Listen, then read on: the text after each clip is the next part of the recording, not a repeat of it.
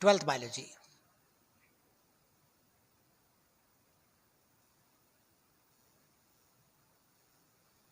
Topic है हमारा parturition.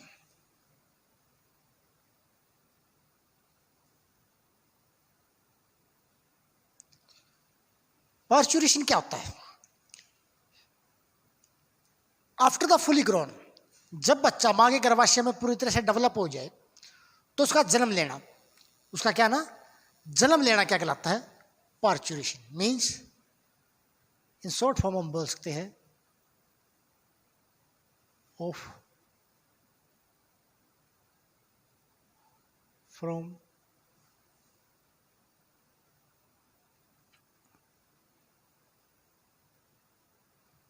Mother uterus after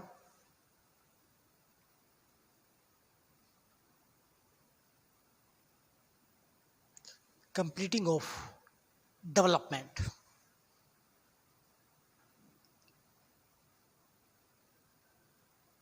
development complete होने के बाद बच्चे का जन्म लेना क्या कहलाता है? पार्चुरेशन। या हम कह सकते हैं और गेस्टेशन पीरियड, या फिर गेस्टेशन पीरियड कंप्लीट होने के बाद बच्चे का जन्म लेना क्या कहलाता है? पार्चुरेशन। अब आता है क्वेश्चन, गेस्टेशन पीरियड क्या होता है? गेस्टेशन पीरियड, गेस्टेशन पीरियड कितना क्या होता है?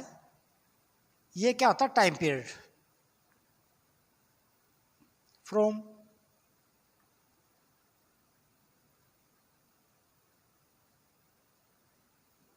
Fertilisation to delivery. जब फर्टिलाइजेशन हुई थी तब से लेकर जब तक बच्चे का जन्म नहीं हो जाता तब तक का जो टाइम पीरियड होता है उसे क्या बोलते हैं? Gestation period. वुमेन में कितना माना गया है? 280 डेज, लगभग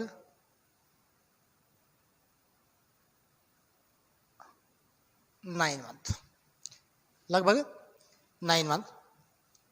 अब पार्चुरेशन जो है देखने में एक डेफिनेशन लगती है, लेकिन ये क्या है? एक कॉम्प्लेक्स प्रोसेस है।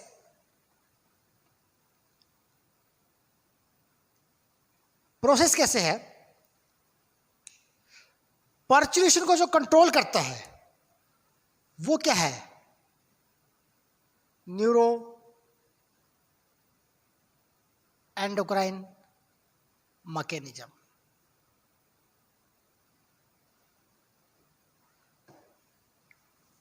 जो पार्चुरेशन को कंट्रोल करता है उस मैकेनिज्म को क्या बोलते हैं? Neuro endocrine mechanism. मतलब नर्वस सिस्टम और एंडोक्राइन सिस्टम दोनों मिलकर काम करते हैं। अब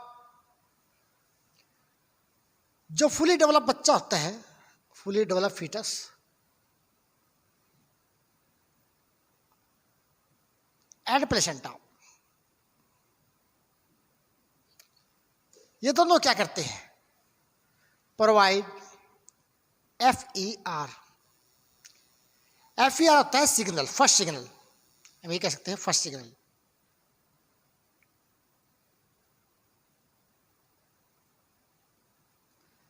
कि बच्चे डेवलपमेंट कंप्लीट हो चुकी है, उसके लिए जो फर्स्ट सिग्नल देता कौन देता है? फीटस और प्लेसेंटा खुद देता है। और इस सिग्नल के कारण क्या होता है?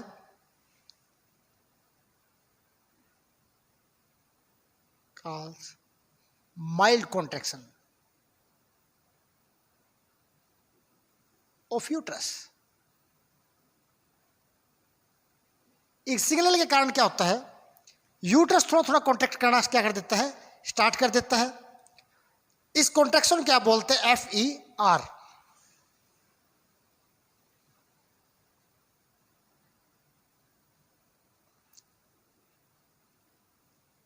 फीटल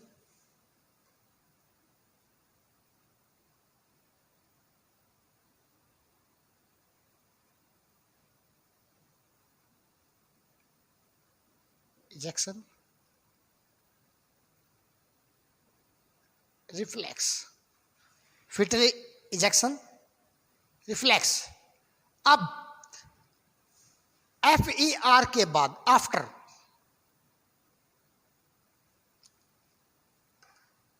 FER के बाद एस्ट्रोजन प्लस ऑक्सीटोसिन, दोनों हार्मोन की मात्रा क्या हो जाती है? इंक्रीज।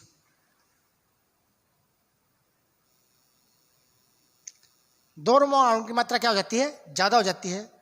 और एस्ट्रोजन और प्रोजेस्टेरोन के कारण जैसे इनकी मात्रा इंक्रीज होती है, स्ट्रॉन्गर कॉन्ट्रैक्शन।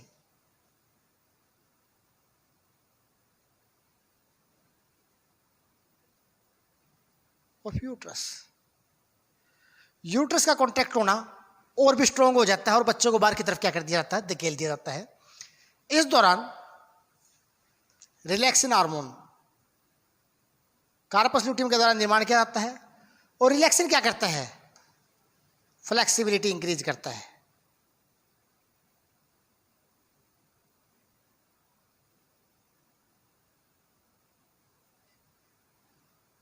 किसकी? Pubis symphysis area. और लिगामेंट्स वगैरह क्या कर देता है?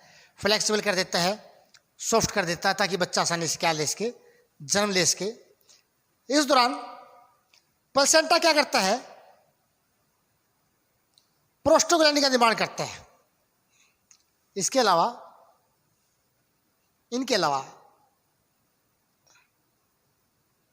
प्लेसेंटा क्या करता है?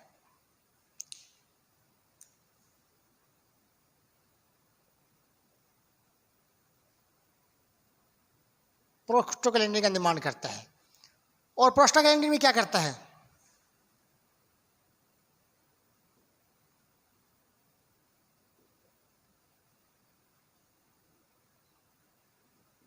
Contraction of uterus. और जब यूट्रस को कॉन्ट्रैक्ट किया जाता है तो बच्चा बाहर की तरफ क्या किया जाता है? एक्सपेल किया जाता है, धकेला जाता है।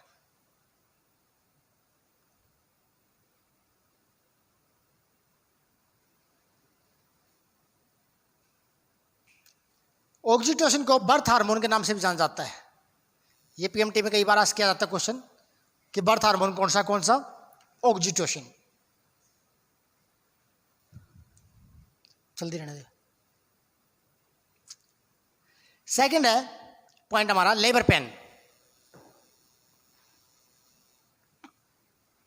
लेबर पेन क्या है? नॉर्मली लेबर पेन का मतलब है बच्चे को जन्म देते वक्त फीमेल जो पेन फील करती है उसे क्या कहते हैं?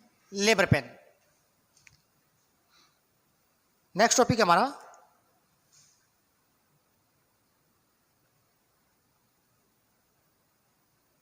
पेन। लेबर पेन क्या है? अगर इसको हम डिफाइन करें, it is pain feel by the women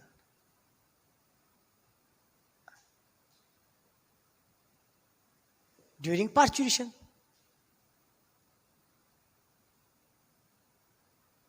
parturition के टाइम पे फीमेल के द्वारा बच्चों को जन्म देते वक्त जो पेन फील किया जाता है उसे क्या बोलते हैं? Labour pain. अब लेबर पेन की स्टेज होती है, क्या होती है? स्टेजों में डिवाइड है लेबर पेन। फर्स्ट जो लेबर पेन होता है वो कब होता है? During the dilation. तो इसको क्या बोलते हैं?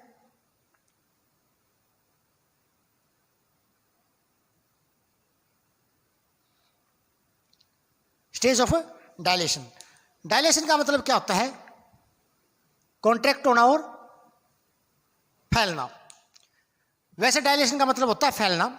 अब देखिए, जब रिफ्लेक्स के कारण जो यूट्रस है लगातार क्या करता है? कॉन्ट्रैक्ट करता है, एक्सपेंड करता है, कॉन्ट्रैक्ट करता है, एक्सपेंड करता है 3 to 5 मिनट्स, 2 to 3 मिनट्स के गैप में यूट्रस बार बार क्या करता है? कॉन्ट्रैक्ट करता है, एक्सपेंड करता है। ठीक है। इस कॉन्ट्रैक्शन और कॉन्ट्रैक्शन रिलैक्सेशन के कारण ये पेन लगभग 12 आवर तक क्या करता है? कंटिन्यू रहता है। 12 घंटे तक कंटिन्यू रहता है। और इसी को क्या बोलते हैं? Pen during the dilation. अब ये पेन जो होता है कब तक चलता है? अंटिल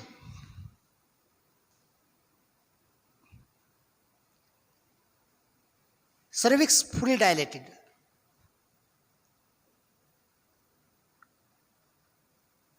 जो सर्विक्स पार्ट है फीमेल का वो पूरी तरह से फैलाव ना कर ले, तब तक ये दर्द चलता है। सेकंड जो पेन फील होता है फीमेल को, वो होता है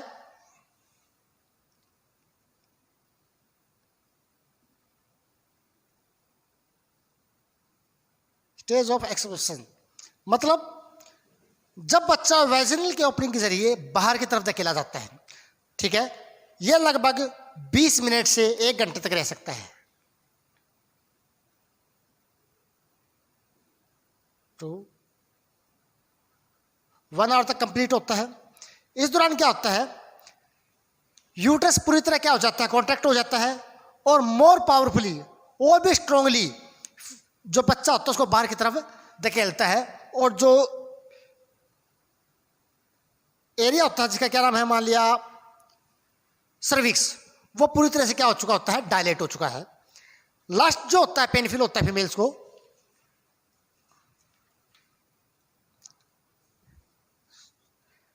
लास्ट वन, उसका नाम है placental stage.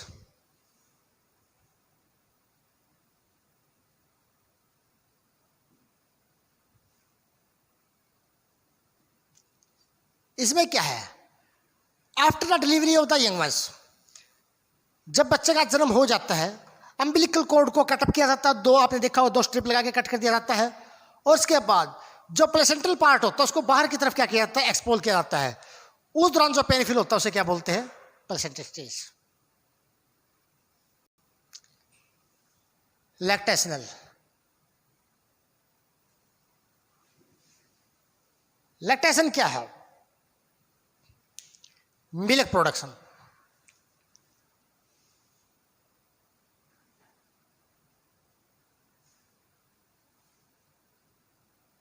Milk in mammary gland,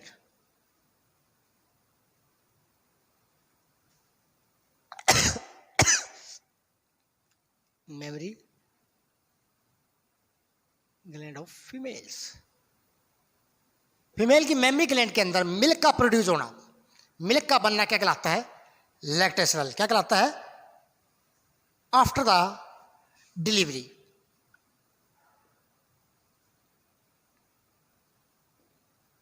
of young ones, बच्चे के जन्म के बाद। देखिए बच्चे के जन्म के बाद फीमेल के अंदर क्या है, जो मेमरी ग्लैंड है उसमें मिल्क प्रोडक्शन स्टार्ट हो जाता है। इस मिल्क प्रोडक्शन को क्या बोलते हैं, लैक्टेशनल। अब लैक्टेशनल होता क्या है, देखिए जैसे ही बच्चे का जन्म होता है उसी वक्त जो पिट्यूटरी ग्लैंड होती है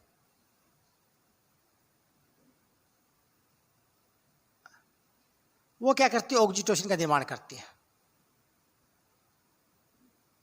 क्या निर्माण करती है, ऑक्सीटोसिन हार्मोन का निर्माण करती है। और ऑक्सीटोसिन हार्मोन क्या करता है,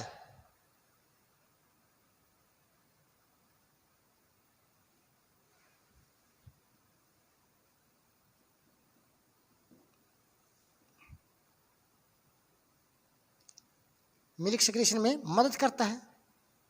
व्हेन इन्फेंट, इन्फेंट का मतलब होता है बच्चा,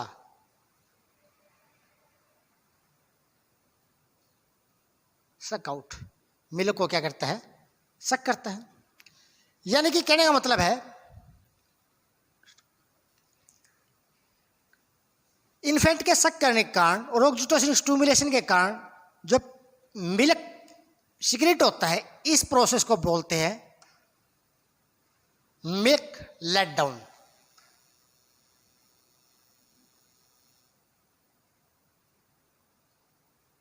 मिल्क लेट डाउन। अब नॉर्मली ये तो अपना ऑक्सीटोसिन का कार्य आया, लेकिन जो मुख्य रूप से लैक्टेशन के लिए रिस्पॉन्सिबल हार्मोन है वो कौन सा है, लैक्टोजन। कौन सा हार्मोन है, लैक्टोजन हार्मोन, सॉरी प्रोलैक्टिन।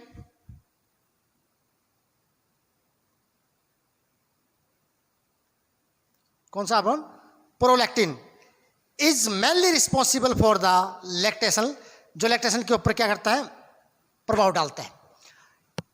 अब जब तक प्रोलैक्टिन हार्मोन बनता रहता है बॉडी के अंदर, फीमेल की बॉडी के अंदर, तब तक क्या होता है,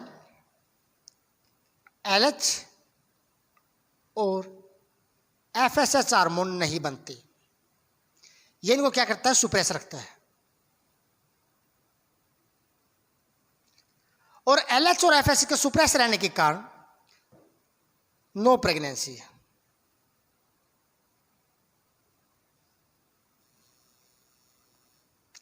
नो प्रेगनेंसी के चांस होते हैं। इस दौरान कोई भी फीमेल दोबारा प्रेग्नेंट नहीं हो सकती।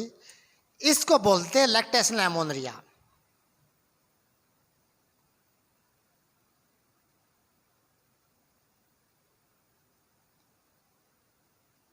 Absence of menstruation during the pregnancy, यानी कि जब तक फीमेल बच्चे को दूध पिलाएगी तब तक उसके प्रेग्नेंट होने के चांसेस दोबारा क्या हो जाते हैं, बंद हो जाते हैं। लैक्टेशन के अंदर हमारा एक छोटा सा टॉपिक आता है जो बोर्ड के एग्जाम में अक्सर पूछा जाता है, बहुत ज्यादा पूछा जाता है, कोलेस्ट्रॉल।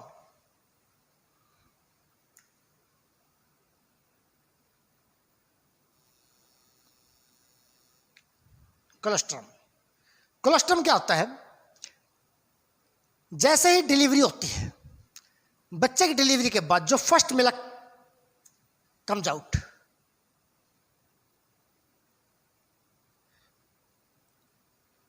फर्स्ट मिल्क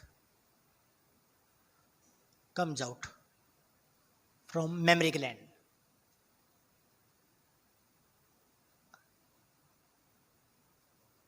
जो फर्स्ट मिल्क कम्स आउट होता है जैसे डिलीवरी के बाद, यानी कि अप टू 2-3 डेज के अंदर अंदर, उसे क्या बोलते हैं, कोलेस्ट्रॉल। ये जो होता है मिल्क जो होता है, ये लगभग येलोइश कलर का होता है। क्या होता है?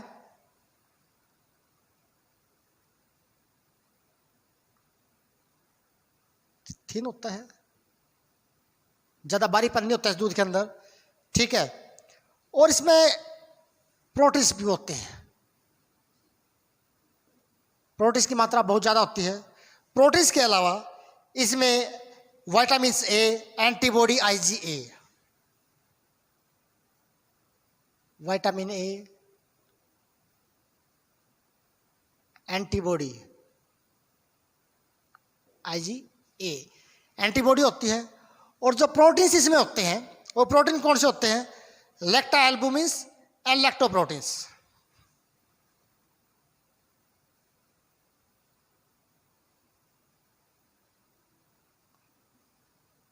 और लैक्टोप्रोटीन्स, और कई प्रकार के बायोकेमिकल्स होते हैं plus other biochemicals.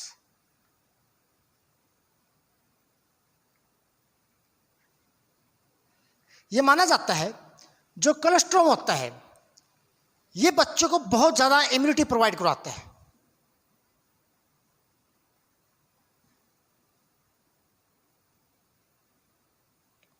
Right? Immunity toward disease.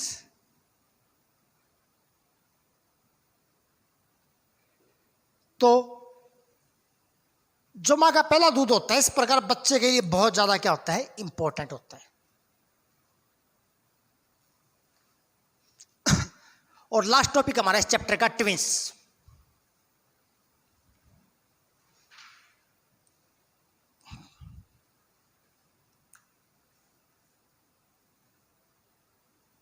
सभी जानते हैं ट्विंस का मतलब क्या होता है, जोड़ा। एक साथ दो बच्चों का जन्म होना क्या कहलाता है, ट्विंस प्रोडक्शन, यानी कि more then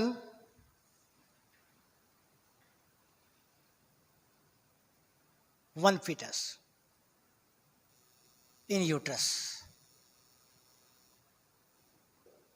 in uterus, uterus के अंदर एक से ज्यादा बच्चे का होना क्या कहलाता है, ट्विन प्रोडक्शन होता है। अब ट्विंस दो टाइप के होते हैं, एक तो होते हैं मोनोजाइगोटिक,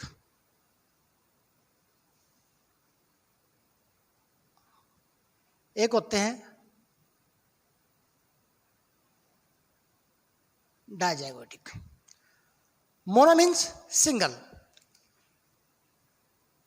इसमें क्या होता है, जब जाइगोट डेवलप हो रहा था, हम जानते हैं कि जाइगोट पहले 2 में डिवाइड होता है, 2 से 4 में, 4 से 8 में सेल डिवीजन होती है, माइटोटिक डिवीजन। जब ये 2 में डिवाइड हुआ, ये भी ब्लास्टोमर बना और ये भी क्या बना, ब्लास्टोमर बना। लेकिन इस डिवीजन के दौरान जो ब्लास्टोमर थे ये एक दूसरे से क्या हो गए, सेपरेट हो गए। क्या हो गए, सेपरेट हो गए। और ये अलग बच्चे में कन्वर्ट हुआ, ये अलग बच्चे में कन्वर्ट हुआ। यानी कि एक ही जाइगोट से जब 2 बच्चे डेवलप होते हैं, इसे क्या बोलते हैं, मोनोजाइगोटिक ट्विन। जो मोनोजाइगोटिक ट्विन्स होते हैं उसमें या तो दोनों की दोनों गर्ल्स होती है, बोथ सेक्स सेम, या तो दोनों के दोनों मेल होते हैं या दोनों के दोनों फीमेल्स। और डायजाइगोटिक के केस में क्या होता है, मान लिया ग्राफिन फॉलिकल जो थे लेफ्ट और राइट ओवरी के अंदर, अब देखिए ओवरी 2 होती है, लेफ्ट एंड राइट। एक बार इसका ग्राफिन फॉलिकल एग्स प्रोड्यूस करता है, एक बार इसका। लेकिन किसी कारणवश अब नॉर्मल सिचुएशन में दोनों ग्राफिन फॉलिकल में एक ही दम क्या करती है, एग्स रिलीज करती है एक ही टाइम में। स्पर्म आए कुछ इस तरफ और कुछ इस तरफ, दोनों एक ही टाइम में क्या करके, फर्टिलाइज करके। तो ये जाइगोट अलग बना और ये जाइगोट अलग बना। इस तरह 2 अलग अलग जाइगोट से जो बच्चे पैदा होते हैं उन्हें क्या बोलते हैं, डायगोटिक ट्विन। अब इसमें क्या होता है, चांस फैक्टर होता है। ये मेल हो सकता है और ये क्या होता है, फीमेल हो सकता है। ये फीमेल हो सकती है, ये मेल हो सकता है, ये भी हो सकता है, ये दोनों सेम सेक्स के हो। तो इसमें तीनों पॉसिबिलिटी आ जाती है, दोनों तीनों। ठीक है।